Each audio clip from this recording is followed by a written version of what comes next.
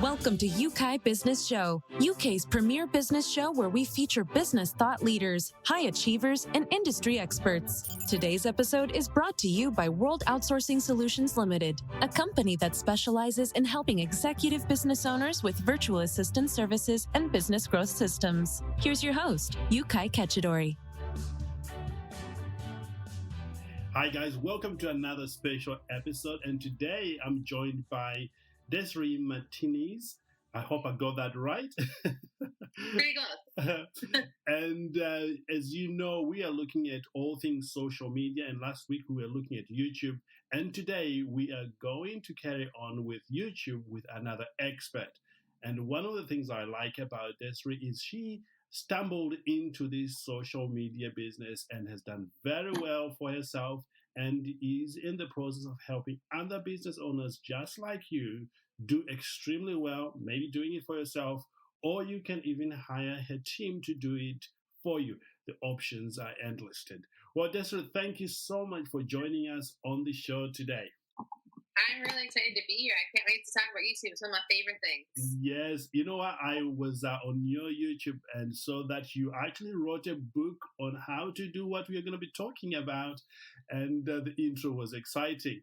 Now, for those who are yet to come across your work, give us a bit intro of who you are, what you've done, and what you're up to.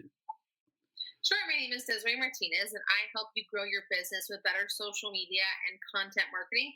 I consider myself an OG in this social media space. I've been doing it since 2009, and I am a new author of the book Innovation from Desperation, the Unfiltered Failures and Successes of an OG Social Media Marketer.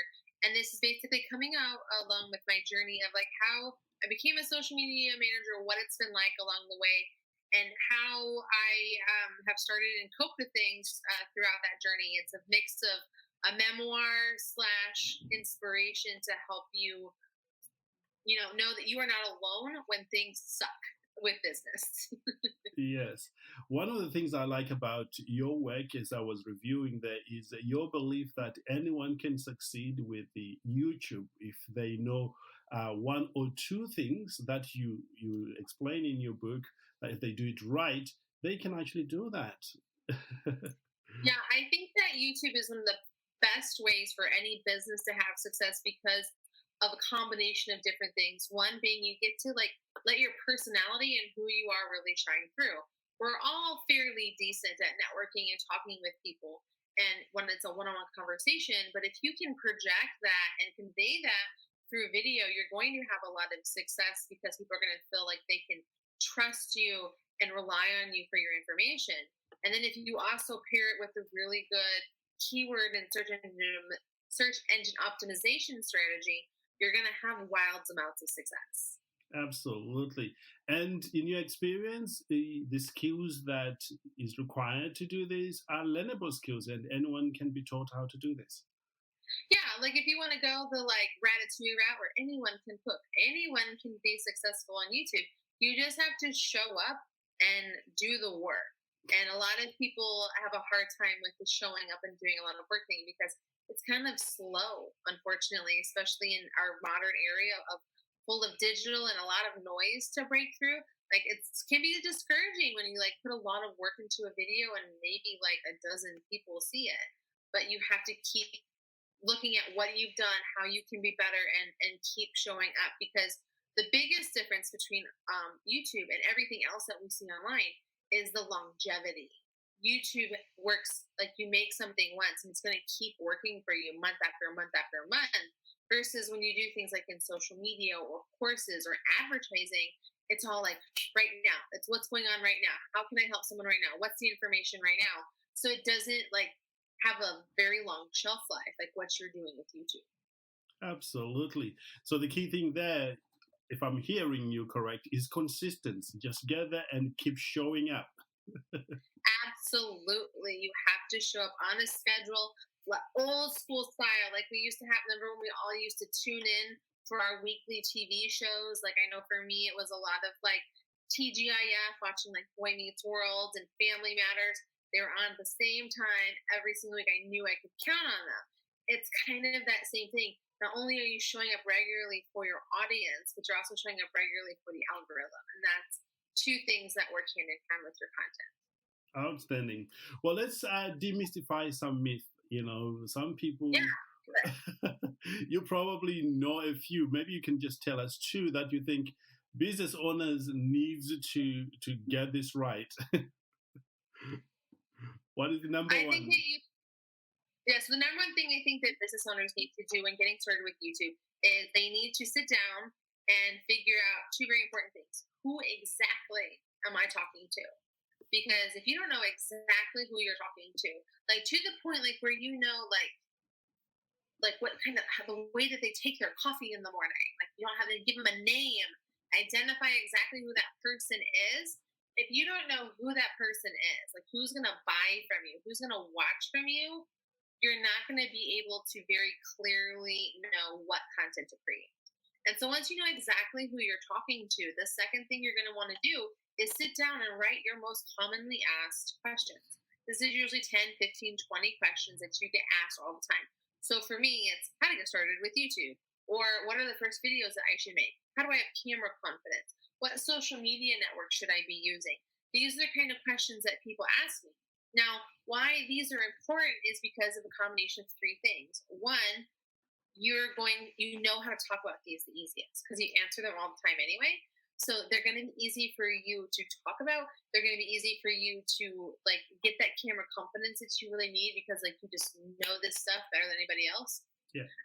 It's easy for you there. Two, it is going to get a lot of mileage for you. Even if like you just record these 15 videos and never record a video again, you can keep using these videos, not only as blogs, but on like videos for your FAQs on your website. You can use them in email drip marketing campaigns. You get a lot of value out of these videos because you can keep using them over and over again for your personal and professional needs. And then third, if you are asked these questions by people, you better believe they've also Googled it. So you being able to make sure that you frame your keyword or your question in a way that's being searched for, it's going to bring people to your videos.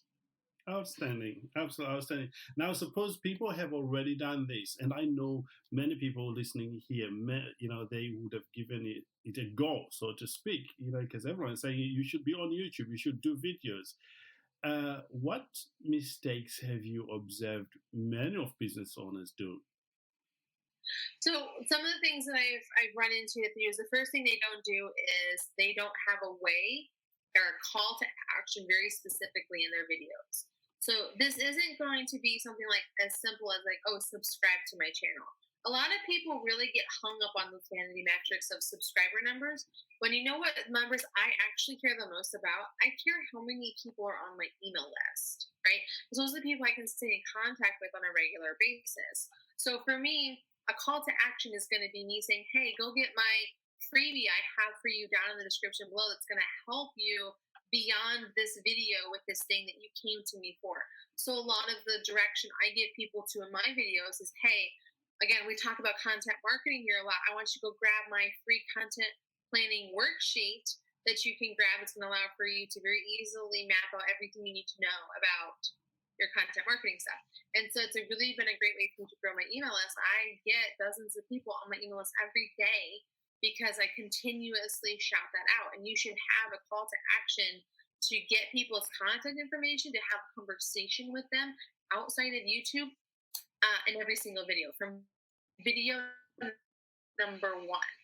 This is so important because what you're doing by just expecting YouTube to put your videos in front of people is you have to make sure that it's asking you essentially to let a third party person like make sure that you're getting your stuff seen. It's kind of like relying on like an unreliable or super busy friend to connect you with somebody. Like it's not the best way to go about it. But if you have a way to contact people every single time you have a new video or something you have going on, it's going to be hugely successful for you. Wow. Incredible. I would also say that we have to talk more about like other things that people do wrong in their initial videos. Is one, you can't see them very well. Like their lighting is really bad. A lot of people think that top lighting is really good and that is like works. Because like when you're in a normal room with people, you have that fluorescent lighting or you get that top lighting that comes down. And that's fine if like you're having a person to person interaction. But when you're recording, it's a totally different thing. Like you literally will come across as like a Disney villain with like those dark shadows and stuff. So it's that thinking with the lighting and then pairing it with not being able to hear you very well. A lot of things that people forget about are like when their air conditioning is running or their heater is running or they have a fan in the background or maybe there's traffic that's going on or their dog is barking in the background. Being able to hear you and see you is vital to your video's success on YouTube and just in general. You touched on the area of, where your lighting should be. Is this something that you cover in your trainings as well? If people come to your website, so, we can send everyone there to. So if you go to mrsdesireerose.com, I have a lot of resources for you. In fact, I have a tab called resources. And this is a place where I have all of the tools I recommend that people use for creating better content for their social media and other content marketing, but also different products that they can get, like a webcam, a ring light, an actual camera that like I go with batteries and the SD card and stuff that you can carry around, mics and stuff like that. And I kind of break it into two parts. It's one, it's kind of like a getting started one. Like legit, guys, my first year on YouTube, it's all videos with my webcam. Awesome. Webcam and a window and a quiet room. Like that's all that it was the first year. And so I have like this like base, like this is kind of what I would recommend you get started with. And then it's like, okay, it's time to level up. Here's the kind of gear I would suggest that you use. Awesome. Well, that leads us nicely into what we really want to talk about. When you are getting started, talk us through the process that will guarantee somebody to have a very good start, a good shot of getting a great result from this. From YouTube, Yes. Again, you're going to start with those 15 questions, and then you're going to want to turn to search. So success in YouTube comes from a combination of two things: a really good title and a really beautiful, eye-catching thumbnail. Now, when it comes to the title, this is where like you're making it. It's a multi-part process. So the first part is identifying what keyword you want to be found for. So, for example, maybe we want to do how to get started with YouTube. Okay, so it's something that people are searching all of the time. How to get started on YouTube, right? Right. It's a very popular term, but depending on like what you're trying to do, it can work for you. To find out if it's going to work best for you, there's two different tools that I suggest that you use. One is going to be called Keywords Everywhere. Keywords Everywhere is a Google extension that allows for you to see how often something is searched for and other terms that are associated with it. And the second one is going to be called TubeBuddy. TubeBuddy is your best friend and partner on your path to YouTube success. And what it does is it's specific to YouTube. It's a Chrome extension that you can get for your browser. And it allows for you to give you essentially a grading of how good this keyword is going to be done for you specifically and for search on YouTube. And so if, let's say you want to make a video for how to get started on YouTube. Well, that's our keyword, how to get started on YouTube, right? And so what you're going to do is like it's going to tell you how good of a score it's going to get from 0 to 100. And once you kind of narrow down, like maybe we have to play with it, like how to get started on YouTube in 2020, how to get started on YouTube for business, how to get started on YouTube for real estate, like whatever those things are. Once you've identified that, they're going to be able to walk into the next step, which is creating the title. A lot of people get this confused. There's a big difference between your keyword in your title. The keyword is what you're being found for, the thing that people are searching for. The title is what the whole video is called. So if I'm again doing a video that's how to get started with YouTube, my title could be like how to get started with YouTube in 2020 for businesses or for brick and mortar businesses, right? Like really kind of niching into what I want to talk about, or how to get started with YouTube marketing for online businesses, how to get started in YouTube business, 5 things you need to know. It's about creating that title that it plays off of that keyword that's also really capturing and can get people to draw in. And sometimes they're long, and there's nothing wrong with that. Like I do long titles all the time because I know the combination, like I need to be found for this keyword, but this is what my video is trying to convey. And so it's like putting that together. And then I spend a lot of time on my thumbnail. I've gotten it down to kind of like a very specific art because I've kind of created a template for myself, but I still have to take a lot of time like taking the photo of myself and making sure I have the right words and stuff on the thumbnail, the right imagery. I know that a lot of YouTube people, a lot of YouTube experts will say you'll spend more time on your thumbnail than any other part of YouTube. which is really weird because most people think the hardest and longest, most time consuming part of YouTube is the recording, when in fact, it's the least time consuming part. And so when you're trying to get going and have success on YouTube, those are the two really main important things that everyone needs to spend time doing. And when you're using something like TubeBuddy to help you, not only are you going to have like the YouTube analytics to help you, but you're going to get them also paired with the TubeBuddy data that's going to help you realize, okay, how long are people watching my video? What's my click-through rate? What are the things that matter? Like you get lots of graphs. So there's just so much data to weed through to help you make better videos, because making better videos comes from the data that comes from the people who watch your videos. Outstanding, so very helpful. Now, TubeBuddy, you said is a Chrome extension. Please remind me. It's a browser extension. So I use Chrome, so that's why I said Chrome extension. But you can use it in Firefox, Safari, all those places. Incredible. Now, suppose you've done that. A lot of these comes down to the mindset. A lot of people start and then stop. You've been doing it, since 2009, and you've been going. What sort of right mindset to have? I've been on YouTube actually since 2017. I've been a social media marketer since 2009. I actually got on YouTube because I had a need. At the time, my husband was in the Air Force, and we were being moved from Texas to South Korea. And I needed to have a way to keep growing my new social media management agency. And it just so happened that YouTube was the answer for me for that. And so I show up on YouTube at that time. I did a whole month. I did a video every day for a month and studied the data, figured out what would work and what I want to do. And then moving forward, I would do 2 to 3 videos every single week on YouTube, teaching people about different things about social media, how to do things, why to do things, high-end concepts versus like literally like, here's how you create a Facebook page. All of those like specific details. And by doing this, I was able to like establish myself as an expert and really like start building up those views and the expertise and getting better with every video. So now 3 years later, which is where I'm at this time of this reporting, I have, almost 13,000 subscribers. I have almost 1 million views on my channel. My email list grows by dozens of people every single day. And I'm being put in this position of expertise in my industry. Not only is it bringing me in leads, like I probably get at least 1 new lead every single day from my website that comes from my YouTube videos asking about services, consulting, that kind of stuff. And it just because I put in all of that time. But I didn't really start seeing those conversions until probably about 8 months ago, because it took that long to establish myself as an expert. And when you think about it in the realms of like professionalism, like think how long it really takes for you to get promoted at a job, move up in a job, get promotions at a job, make more money, these kinds of things. It requires a lot of time and dedication to doing something and getting better and being seen and noticed.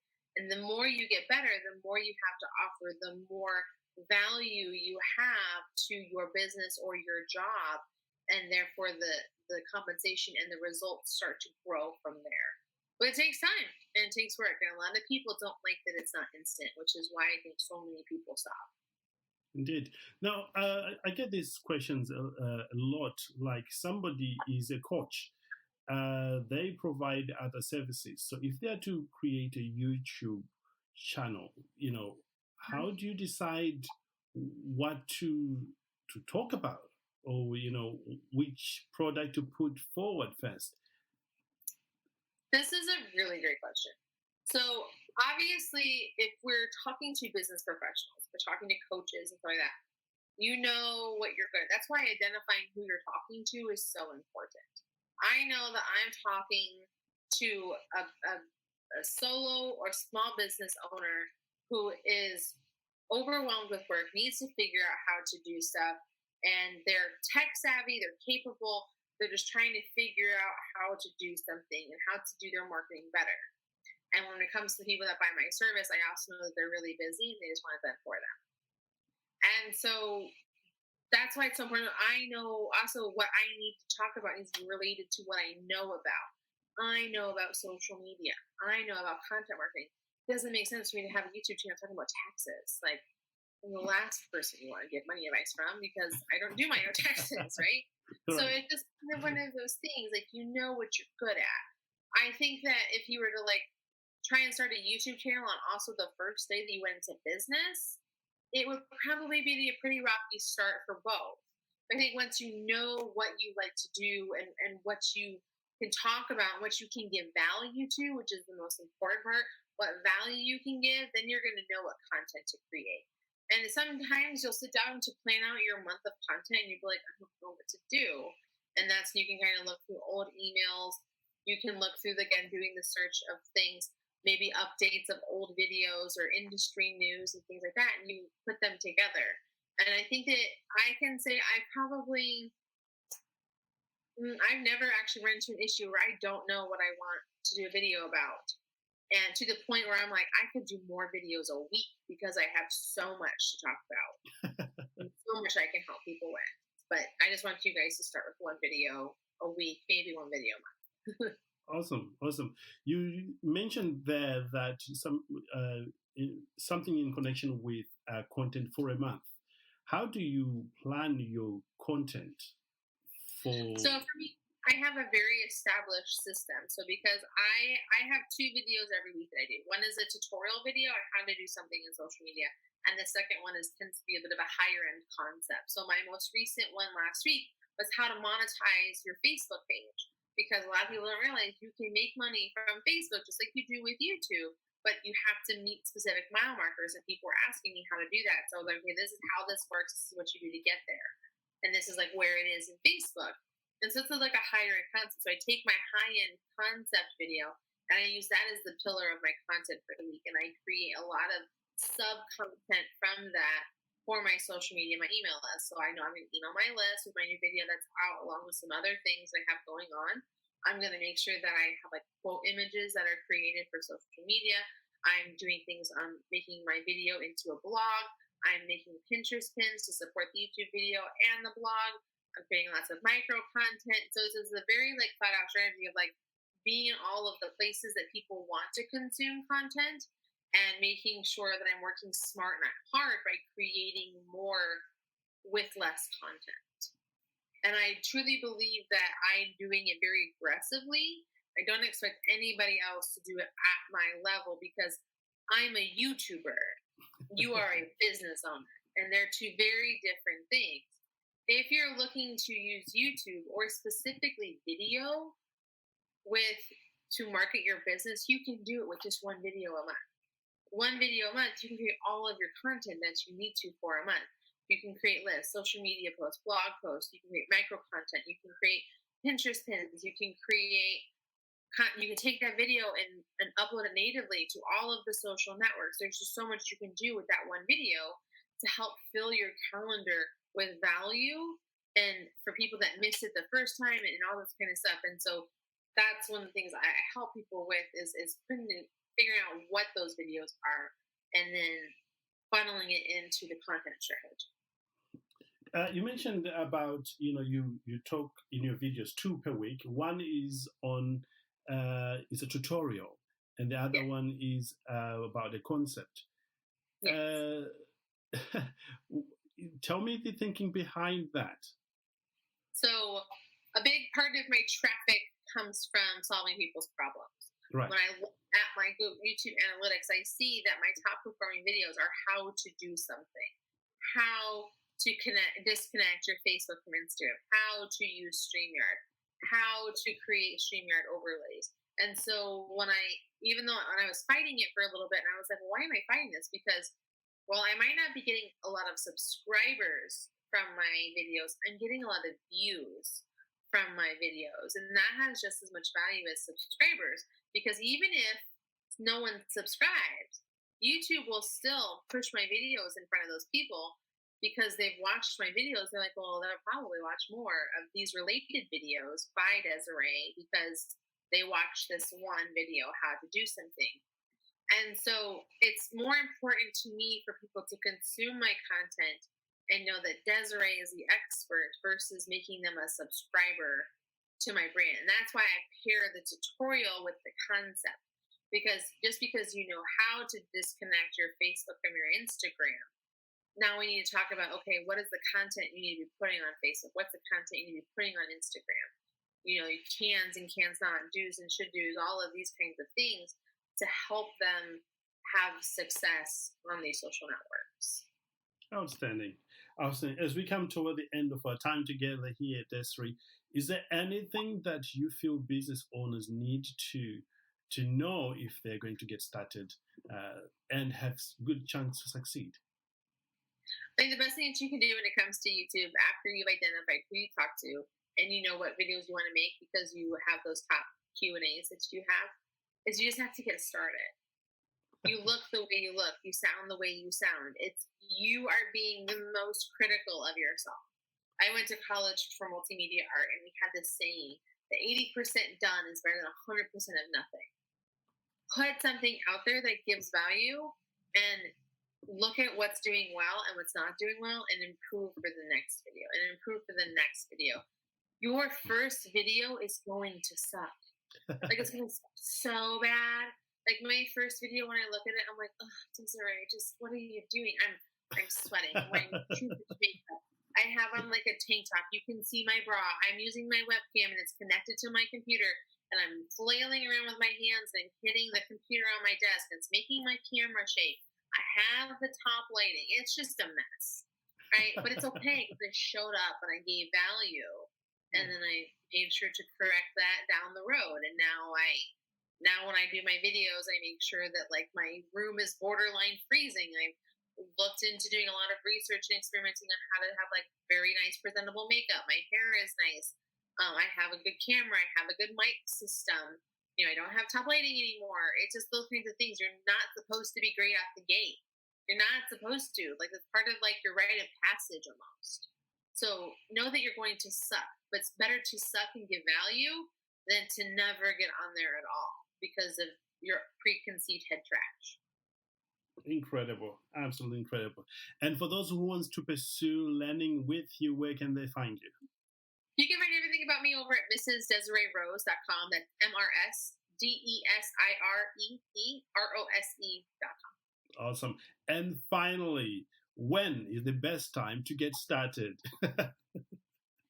When is the time to get started? I'm going to tell you, this is a quote I use in my videos all the time. I want you to take action now. Do what you start growing. That's why I laughed, because I saw that one on your YouTube. I thought, yeah, I like that. I'm going to ask you about it. I literally got one of I have a podcast.